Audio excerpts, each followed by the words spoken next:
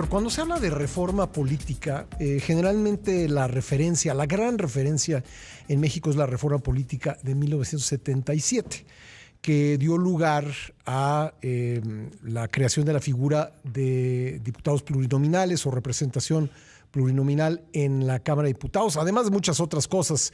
Reconoció el registro político de varios partidos que habían sido proscritos por distintas razones, entre ellos el Partido Comunista Mexicano, el Partido Demócrata Mexicano, que pues provenía de la Unión Nacional Sinarquista, y otros partidos políticos. Se dio una verdadera apertura.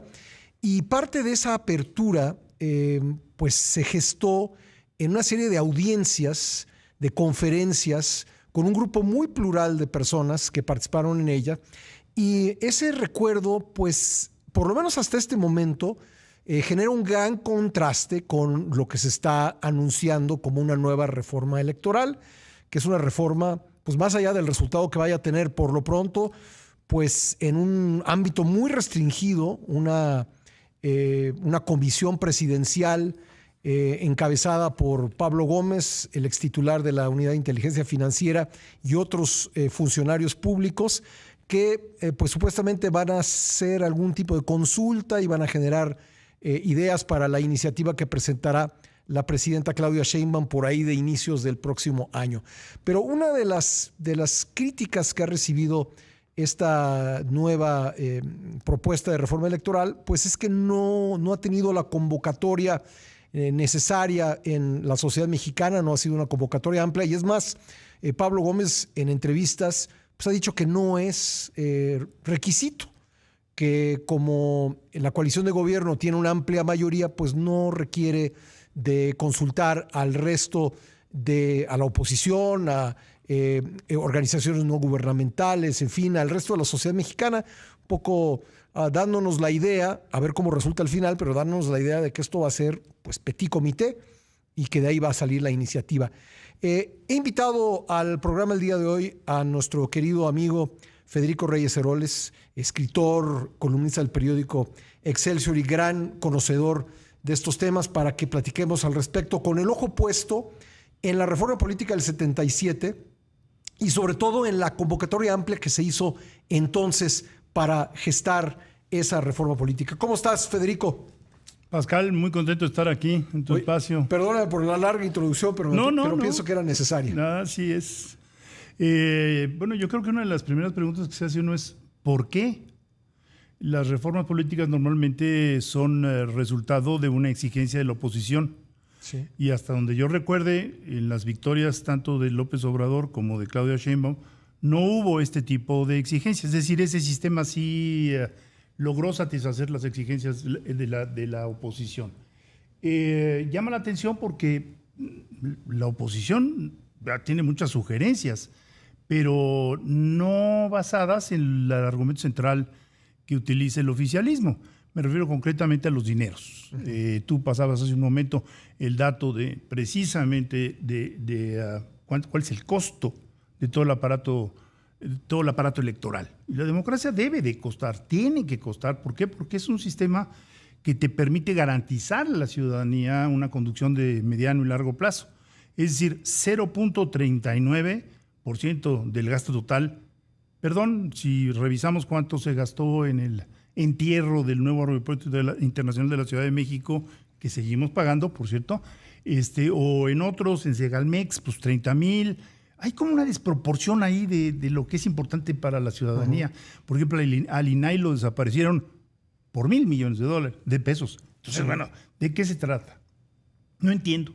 No entiendo porque además los acuerdos políticos, las reformas políticas se gestan precisamente con un manejo, diría yo, primero incluso discrecional. Yo tuve la oportunidad de platicar con Adolfo Suárez, el expresidente español, largo sobre todo lo que tuvo que hacer para hablar con Santiago Carrillo y decir, bueno, ¿cómo nos podemos entender? El pacto de la Moncloa. El pacto de la Moncloa, y bueno, Carrillo viajaba clandestinamente a Madrid, se entrevistaba con Suárez, Suárez nos lo platicó, y bueno, ya cuando tuvieron el acuerdo, entonces salieron en público.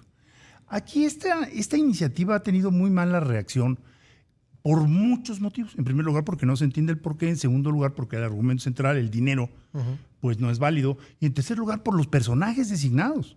Porque si uno revisa la comisión que gira alrededor de Pablo Gómez, el eterno plurinominal, hay que decirlo con toda claridad, pues todos son del oficialismo. Entonces no se están sentando a la mesa a escuchar realmente qué son. Y la gran diferencia con la de 1977 que encabezó tu padre como secretario de Gobernación, pues fue esa convocatoria amplia. Ayer estaba yo revisando la lista de los convocados y hay verdaderas lumbreras, y de todas las posiciones ideológicas hay, bueno, aquí encuentro a Manuel González Hinojosa, con quien compartí páginas hace muchos años. Bueno, en fin, si me pongo a leer todos, no voy a acabar y además voy a ser injusto porque, bueno, está Luis Villoro. Luis Villoro, claro. Está, bueno, Arnoldo Martínez Verdugo, que era el secretario general del Partido Comunista en aquel momento. Octavio Rodríguez Araujo, otro conocido militante. Trotskista.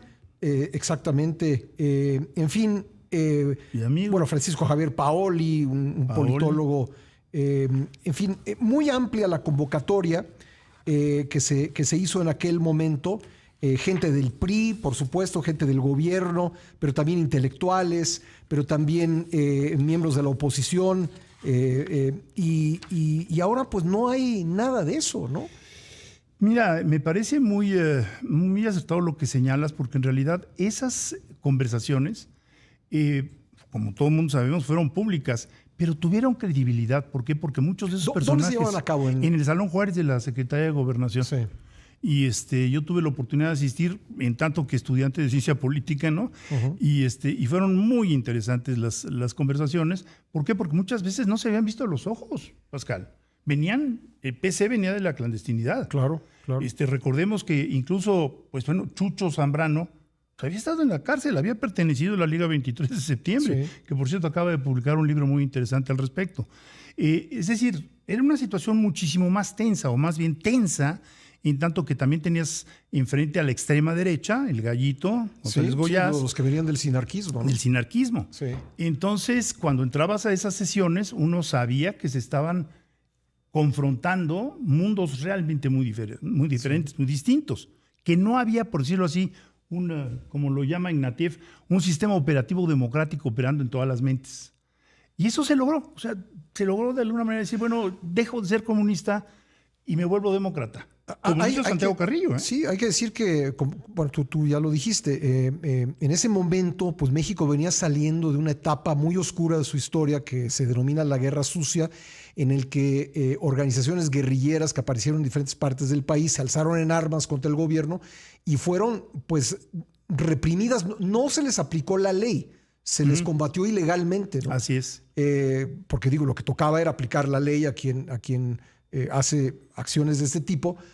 Y en ese combate ilegal que se hizo se generó un enorme resentimiento y una ruptura en la sociedad mexicana que en buena medida logró reparar la reforma política del 77, incorporando a todas estas personas a la legalidad y a la democracia. Mira, algo que pocos saben es que Reyes Heroles mantenía contacto con España, porque recordemos que iban en paralelo las dos aperturas. Sí.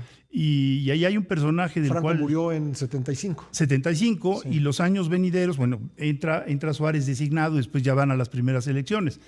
Pero hubo un personaje en México del cual se habla poco, que fue Eulalio Ferrer, refugiado español, un hombre muy brillante, Publicista.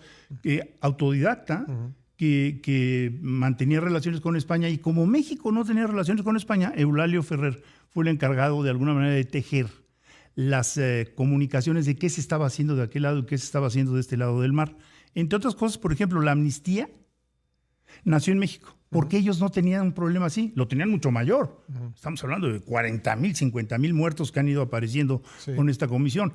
Entonces, realmente había una apertura y se empezaron a intercambiar. Felipe González vino a México a ver cómo operaba el PRI, en fin, una serie de cuestiones. Esto ayudó, sin duda, a que el país estuviera observando lo que ocurre en otros. Ahora, mira, Pascal, algo que preocupa mucho es que se habla ahora de los diputados plurinominales con una ligereza enorme. ¿A qué me refiero? Me refiero a que si tú haces un estudio de cuál es la función de los diputados plurinominales, hay una larga historia. Y Italia tuvo puro plurinominal y puro mayoritario y se regresaron hasta que lograron el cóctel, como hubiera dicho Reyes Heroles, para lograr una cabal representación, un espejo de lo que había sido la votación. Los diputados de mayoría tienen el problema, tienen la ventaja de que generan cercanía. Tienen que ir a placear, ¿no? Teóricamente, porque en realidad, ¿quién conoce a su diputado del distrito donde vive? Tiene razón. Y además los diputados nunca se reúnen con los... a diferencia de Estados Unidos, donde es muy frecuente que se reúnan con sus electores, con sus representados, con su constituency, como dicen allá. Aquí, ¿qué diputado va...? Bueno, algunos habrá, no quiero tampoco ser injusto, pero le pregunto a la audiencia, haga el ejercicio. ¿Usted sabe quién es su diputado? ¿El diputado de su distrito? Estoy seguro que la enorme mayoría de mexicanos no sabe. Así es, y además allá existe otra tradición que es muy sana, la de las cartas a los legisladores. Sí. Que eso les permite a los legisladores ir midiendo el pulso de lo que está ocurriendo en las calles. Ahora, ayer Jesús Ortega en la silla donde está sentado decía una cosa muy cierta. Decía, sí son para representar minorías, pero son más que eso. Son para equilibrar las diferencias que se dan en las votaciones de mayoría relativa. Porque decía Jesús, alguien que saca 34% del voto, si ninguno de sus contrincantes saca más, pues es el representante con 34% del voto. Entonces, la representación proporcional trata de equilibrar, aunque ya le encontraron la forma desde hace tiempo a manipular eso, ¿no? A ver, los diputados de mayoría, bueno, retiro lo dicho de que son cercanos, pero tienen el problema de que borran a todos los otros votantes. ¿Sí? Tú puedes ganar por un voto y el otro 49% desaparece. De ahí surgió la idea de los plurinominales, pero además tienen un efecto que la gente difícilmente capta, y es que el debate público se enriquece. Esto ha sido, confirmado. Claro, porque puedes poner en las listas a personas que a lo mejor no harían un buen papel siendo candidatos en un distrito, pero sí hacen un buen papel en la legislatura porque conocen los temas. Por ejemplo, especialistas como Francisco Suárez Dávila, economista, no hubiera ganado un distrito, pero fue un muy buen economista en la Cámara de Diputados. El propio Rolando Cordera, o sea, si lo pones a placear, pues no iba a ganar, pero llegó a la Cámara de Diputados. Y muchos de nuestros amigos, digamos, Chucho mismo, pues quizás si hubiera ganado un distrito. Sí. Pero después viene la parte de la calidad. Los plurinominales tienen una función de enriquecimiento de la discusión. Y esa calidad a veces se pierde. Hemos visto en los últimos años algo que es verdaderamente ofensivo para un legislador, y es que envíen una iniciativa de reforma constitucional, la pasan en el nivel federal, Cámara Alta, Cámara Baja, y después se envía a un Estado y a los 33 minutos el Estado ya está confirmando, ¿no? Bueno, ¿qué es esto? Sí. No estudiaron, no la leyeron, ni tiempo hubo para que la leyeran. Sí. Eso por un lado. Por el otro lado, yo creo que es muy importante decirlo. El trato entre las oposiciones es importante para ir conociendo realmente dónde está la convivencia. Es muy importante. Pues sí, porque, a ver, tenemos que hacer aquí un corte, pero lo dejo como reflexión. Ha venido diciendo Pablo Gómez que es suficiente con el partido de la mayoría, que no hace falta, yo es lo que he entendido, que no hace falta discutir con los demás, ¿no? Un poco desdeñando que haya mexicanos que piensen distinto a como piensa el partido de gobierno. Pero estamos de vuelta platicando con Federico Reyes Heroles sobre la reforma electoral que está en ciernes y que se presentará en forma de iniciativa al Congreso de la Unión probablemente el próximo mes de enero. Y el contraste con la reforma política del 77 que impulsó su padre como secretario de Gobernación. ¿Cuál dirías que fue el objeto principal de aquella reforma política del 77? Yo te diría que fue muy claro, o sea, el ganar con el 100% de los votos, porque recordemos que los votos por Valentín Campa en la contienda presidencial López Portillo se lleva el 100%, es ridículo. Porque Valentín Campa era candidato no registrado. No registrado, no existía, no había sido registrado el PC. Es un ridículo si te quieres denominar un país democrático. Y además los partidos periféricos, como se les decía, o satélites, ¿no? pues no tenían ninguna personalidad ni peso. El PARM, el PPS, ¿no? Entonces yo creo que eso fue lo que hizo que... Y Rey Cerebro se adelantó un poco, porque en realidad fíjate que la reforma la empezó a cocinar siendo director de Pemex, del IMSS. Cuando Echeverría corre a Reyes Heroles, lo manda al IMSS, institución que Reyes Heroles quería mucho, que había sido subdirector 6 años, y yo en alguna ocasión le pregunté, me dijo, lo más gozoso ha sido el IMSS. Fíjate qué curioso. Y entonces yo llegaba por él para ir a giras y cosas, y veía yo salir a Arnoldo, o veía yo salir a ¿quién quieres? A Eberto, o veía yo salir a los panistas, y decía yo, no, estos cuates están tratando pensiones ni asuntos de medicamentos, ¿no? Sí. Ahí fue en la oficina del IMSS fue donde se empezaron a cocinar. En Paseo de la Reforma. Y yo recuerdo a Arnoldo en casa de mis padres. O sea, también eso es importante, el trato personal, ¿no? Sí, porque ahora nos dice Pablo Gómez que ellos tienen la mayoría y que no necesitan platicar con nadie más. Bueno, ya hizo explícito. Dice que no va a haber conciliábulo. Sí, que es una palabra, digamos, que tiene una despectiva. Sí. Porque un conciliábulo es una acción, digamos, obscura. Sí. Por decirlo, no, lo otro fue totalmente abierto. Sí. Primer punto preocupante, y lo ha dicho abiertamente, es para consolidar un cambio de régimen, y un cambio de régimen porque nosotros queremos que la hegemonía de Morena permanezca. Perdón, en los sistemas políticos democráticos unos suben, otros bajan, y esa es parte de la riqueza y de la renovación. Sí. Y lo mismo aplica para la ciencia. Una democracia se mide por la capacidad que tiene para dar lugar a la alternancia, ¿no? Claro. ¿No? Eso es una democracia. Y la alternancia, digamos, la confrontación de paradigmas o de, ¿cómo decirlo?, de posturas. A ver, política de salud pública. Yo tengo una postura, pero de pronto hay alguien que puede aportar. Y eso te enriquece, y entonces te enriquece y terminas teniendo algo. Por ejemplo, la reforma de derechos humanos de principios de la década pasada, 2011, 11 si no mal recuerdo la aprobación, vigor el 12, fue consensada. Se tardaron, Pedro Joaquín Colbert fue uno de los que la guisó, pero se logró una reforma que realmente puso a la Constitución en el nivel mundial. Ahora, mira, algo que me preocupa mucho es que en las declaraciones de Pablo Gómez se ha introducido el elemento de la encuesta. A mí nadie me va a criticar de no haber impulsado las encuestas en este país. Pero si tú sales a la calle y le preguntas a la gente, ¿qué prefiere usted? Que se ahorren 200 millones de pesos en los plurinominales y que se aumente esto en, vaya usted a saber qué programa social, te van a decir que sí. Entonces, hay ciertas cuestiones que es absurdo preguntar. Entonces, si introducen ellos la encuesta, pues entonces ya podemos ir cantando qué es lo que va a ocurrir. Un desprecio total por los partidos políticos, por la inversión necesaria. En Alemania, por ejemplo, es obligada, digamos, la participación y la aportación federal a los partidos. Entonces, si tú le preguntas, se está llevando, por cierto, Morena se está llevando 8,000 millones de pesos este año. Entonces, no están pobres. Esos 8,000 millones son una cifra. Pero entonces, ¿qué? ¿Vamos a acabar con los partidos políticos? ¿Y entonces cómo nos vamos a representar? Ese elemento de la encuesta me parece lo que es como si pusieras a votación la tripulación de un avión, man. Pues sí. Es absurdo. Pues entonces, yo creo que van a ser meses muy difíciles. Realiza una operación de corazón abierto, ¿no? Exactamente. Sí. ¿Qué es la tendencia, no? Lo vimos con el Poder Judicial.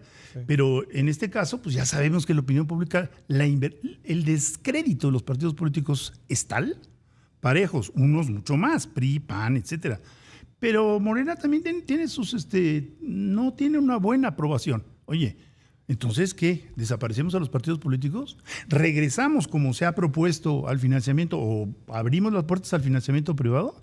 Perdóname, yo tuve una larga discusión con Zedillo, de meses, precisamente porque yo abogaba porque se podía hacer más barata la democracia, y al final un día me dijo, es el narcotráfico. Si abrimos esto al financiamiento privado, se nos va a meter el narcotráfico. Estás hablando de los años 90. Pues sí, porque de por sí, no vamos a calificarlo si es mucho o poco. Es la cantidad que es lo que se destina a la democracia, pero es mucho más que eso lo que entra abajo de la mesa. Claro. Entonces, si reducimos eso, pues va a entrar una cantidad incontrolable de dinero. Y ya lo vimos en las elecciones del 24 y incluso en las del 21. en el sentido de que hay zonas del país, sobre todo la costa oeste, en donde simple y llanamente te dicen quiénes son los que aportaron el dinero para las campañas, ¿no? Sí. Pues ahí está Federico Reyes Heroles, te agradezco mucho que hayas venido y espero que no sea la última conversación que tengamos sobre este tema de la reforma electoral. Encantado, te agradezco el espacio. Gracias.